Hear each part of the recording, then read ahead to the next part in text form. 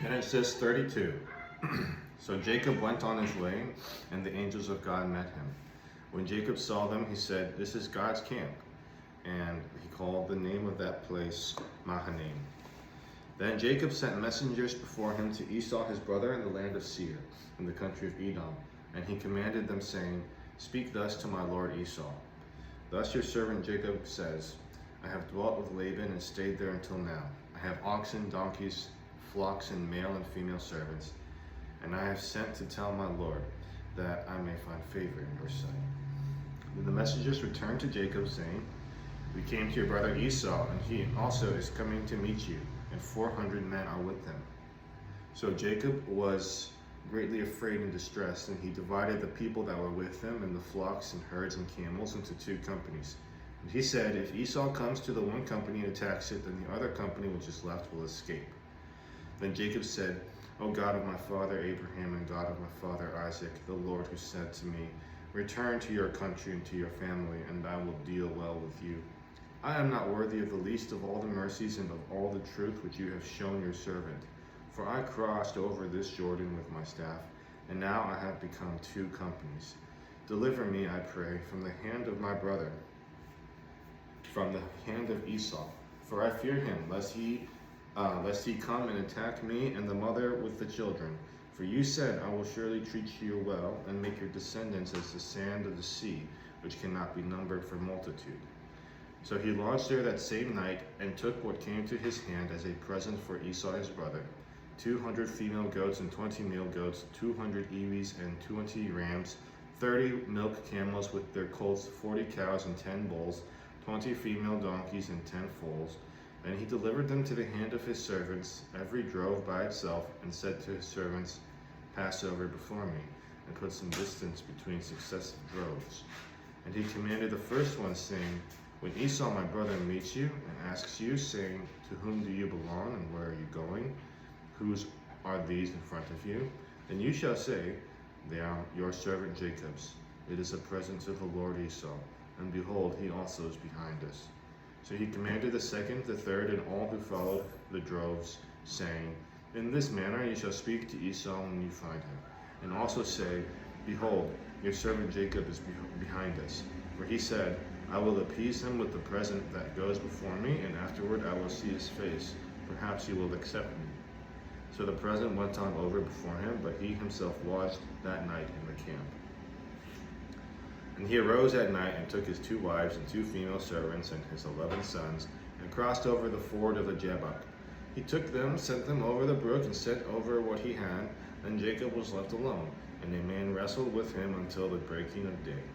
Now, when he saw that he did not prevail against him, he touched the socket of his hip, and the socket of Jacob's hip was out of joint as he wrestled with him. And he said, 'Let me go, for the day breaks.' But he said, 'I will not let you go, unless you bless me.' So he said to him, 'What is your name?' He said, 'Jacob.' And he said, 'Your name shall no longer be called Jacob, but Israel, for you have struggled with God and with men, and have prevailed.' Then Jacob asked, saying, 'Tell me your name, I pray.' And he said, 'Why is it that you ask about my name?' And he blessed him there. So Jacob called the name of the place Peniel, for I have seen God face to face, and my life is preserved. Just as he crossed over Penuel, the sun rose on him, and he limped on his hip. Therefore to this day the children of Israel do not eat the muscle that shrank, which is on the hip socket, because he touched the socket of Jacob's hip in the muscle that shrank." Genesis 33. And Jacob lifted his eyes and looked, and there Esau was coming, and with him 400 men. So he divided the children among Leah, Rachel, and the maidservants, 2 maidservants. And he put the maidservants and their children in front, Leah and her children behind, and Rachel and Joseph last. Then he crossed over before them and bowed himself to the ground 7 times until he came near to his brother. But Esau ran to meet him and embraced him and fell on his neck and kissed him, and they wept. And he lifted his eyes and saw the woman and children, and said, "Who are these with you?" So he said, "The children whom God has graciously given your servant." Then the maidservants came near, they and their children with their children, and they bowed down. Afterward Joseph and Rachel came near, and they bowed down. Then Esau said, "What do you mean by all this company which I met? And he said, These are to find favor in the sight of my Lord. But Esau said, I have enough, my brother. What? Keep what you have for yourself. And Jacob said, No, please, if I have now found favor in your sight, then receive my present from my hand, inasmuch as I have seen your face, as though I had seen the face of God, and you are pleased with me. Please take my blessing that is brought to you, because God has dealt graciously with me, and because I have enough. So he urged him, and he took it. And Esau said, Let us take our journey, let us go, and I will go before you. But Jacob said to him, My Lord knows that the children are weak, and the flocks and herds which are nursing are with me. And if the men should drive them hard, one day all the flock will die. Please let my Lord go on ahead before his servant. I will lead on slowly at a pace which the livestock that go before me and the children are able to endure, until I come to my Lord and see. And Esau said, Now let me leave with you some of the people who are with me. But he said, What need is there? Let me find favor in the sight of my Lord. So Esau returned that day on his way to Seir. And Jacob journeyed to Succoth, built himself a house, and made booths for his livestock. Therefore the name of the place is called Succoth. Then Jacob came safely to the city of Shechem, which is in the land of Canaan, when he came from Padan Aram. And he pitched his tent before the city, and he bought the parcel of land where he had pitched his tent from the children of Hamor, Shechem's father, for 100 pieces of money. Then he erected an altar there and called it El Eloi Israel.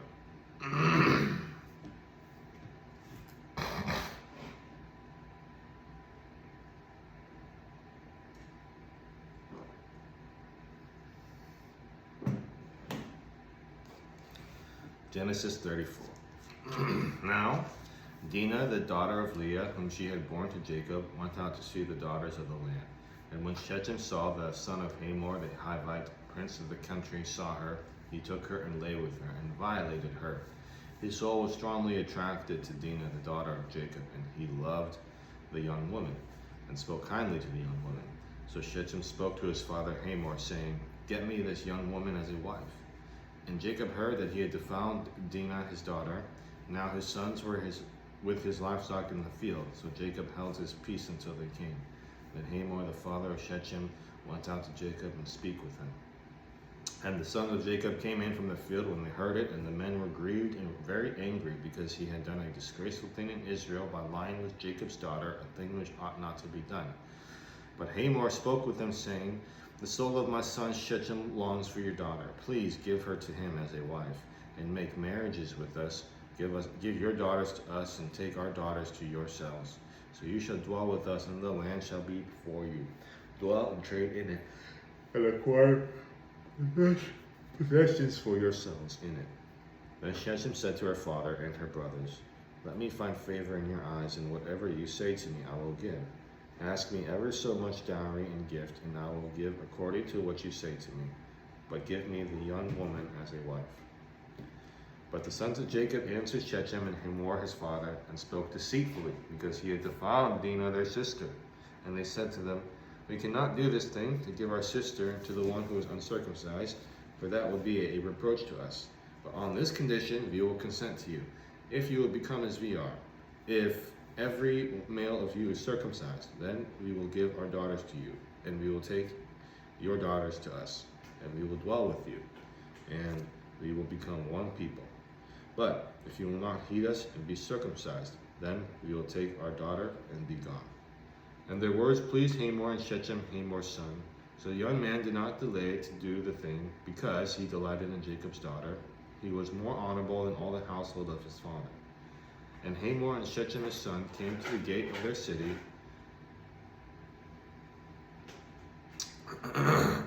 and spoke with the men of their city, saying, These men are at peace with us. Therefore let them dwell in the land and trade in it. For indeed the land is large enough for them. Let us take their daughters to us as wives, and let us give them our daughters. Only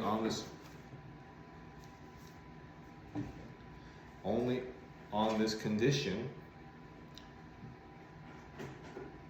will the men consent to dwell with us, to be one people? If every male among us is circumcised as they are circumcised, will not their livestock, their property, and every animal of theirs be ours? Only let us consent to them, and they will dwell with us. And all who went out of the gate of his city heeded Hamor and Shechem his son. Every male was circumcised, all who went out of the gate of his city.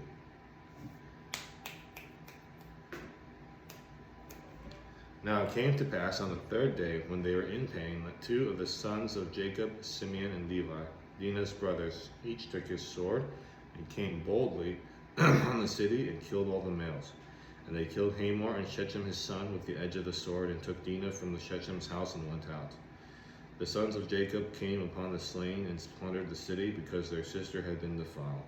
They took their sheep, their oxen, and their donkeys, what was in the city and what was in the field, and all their wealth, all their little ones, and their wives they took captive, and they plundered even all that was in the houses. Then Jacob said to Simeon and Levi, You have troubled me by making me obnoxious among the inhabitants of the land, among the Canaanites and the Perizzites.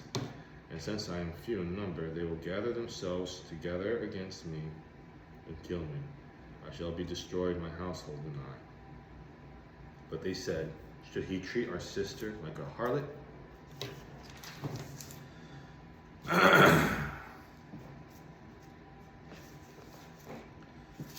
Jumping now to Psalm 145.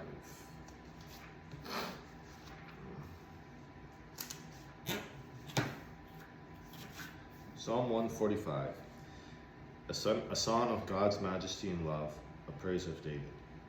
I will extol you, my God, O King, and I will bless your name forever and ever. Every day I will bless you, and I will praise your name forever and ever. Great is the Lord, and greatly to be praised, and his greatness is unsearchable. One generation shall praise your works forever, and shall declare your mighty acts.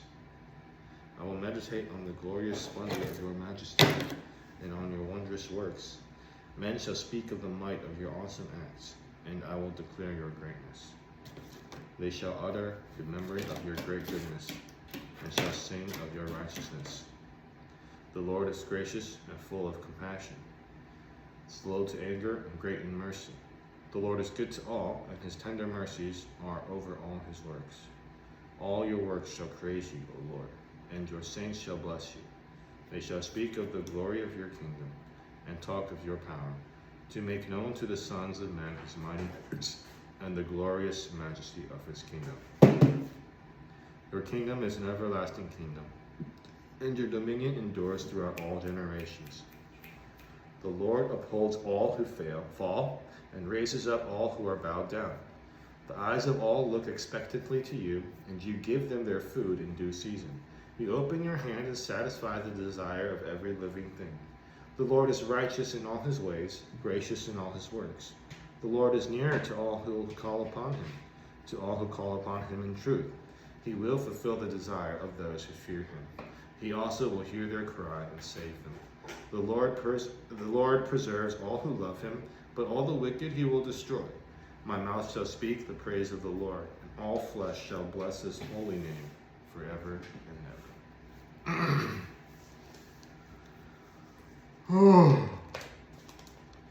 Last chapter for today is Mark 13. Then, as he went out of the temple, one of his disciples said to him, Teacher, see what manner of stones and buildings are here. And Jesus answered and said to him, Do you see these great buildings? Not one stone shall be left upon another that shall not be thrown down. Now, as he sat on the Mount of Olives opposite the temple, Peter, James, John, and Andrew asked him privately, Tell us, when will these things be, and what will be the sign when all these things will be fulfilled?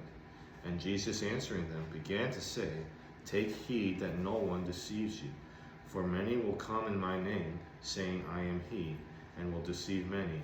But when you hear of wars and rumors, do not be troubled, for such things must happen, but the end is not yet. For nation will rise against nation, and kingdom against kingdom, and there will be earthquakes in various places, and there will be famines and troubles. These are the beginnings of sorrows. But watch out for yourselves, for they will deliver you up to councils, and you will be beaten in the synagogues. You will be brought low. You will be brought before rulers and kings for my sake.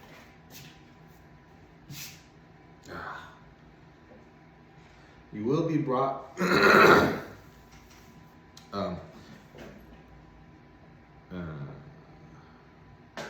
but watch out for yourselves, for they will deliver you up to councils, and you will be beaten in the synagogues. You will be brought before rulers and kings for my sake, for a testimony to them. And the gospel must first be preached to all the nations. But when they arrest you and deliver you up, do not worry beforehand or premeditate what you will speak. But whatever is given you in that hour, speak it. Whatever is given you in that hour, speak that. For it is not you who speak, but the Holy Spirit. Now brother will betray brother to death, and a father his child, and children will rise up against parents and cause them to be put to death. And you will be hated by all for my name's sake, but he who endures to the end shall be saved. So, when you see the abomination of desolation spoken of by Daniel the prophet, standing where it ought not, let the reader understand. Now let those who are in Judea flee to the mountains. Let him who is on the housetop not go down into the house, nor enter to take anything out of his house. And let him who is in the field not go back to get his clothes. But woe to those who are pregnant and to those who are nursing babies in those days. And pray that your flight may not be in winter. For in those days there will be tribulation, such as has not been since the beginning of the creation, which God created until this time, nor ever shall be. And unless the Lord has shortened those days, no flesh would be saved, but for the elect's sake, whom he chose, he shortened the days. Then if anyone says to you, look, here is the Christ, or look, he is there, do not believe it. For false Christs and false prophets will rise and show signs and wonders to deceive, if possible, even the elect. But take heed, see, I have told you all things beforehand. But in those days after that tribulation, the sun will be darkened, and the moon will not give its light. The stars of heaven will fall, and the powers in the heavens will be shaken. Then they will see the Son of Man coming in the clouds with great power and glory. And then he will send his angels and gather together his elect from the four winds, from the farthest part of earth to the farthest part of heaven. Now learn this parable from the fig tree. When its branch is already become tender and puts forth leaves, you know that summer is near. So you also, when you see these things happening, know that it is near, at the doors. Assuredly I say to you, this generation will by no means pass away till all these things take place. Heaven and earth will pass away, but my words will by no means pass away. But of that day and hour no one knows, not even the angels in heaven, nor the Son, but only the Father. Take heed, watch and pray, for you do not know when the time is. It is like a man going to a far country, who left his house and gave authority to his servants and to each his work, and commanded the doorkeeper to watch. Watch therefore, for you do not know when the master of the house is coming, in the evening, at midnight, at the crowing of the rooster, or in the morning, lest coming suddenly he find you sleeping. And what I say to you, I say to all, watch. This is God's word. Hope you have a blessed day. I'll talk to you, or I'll see you tomorrow.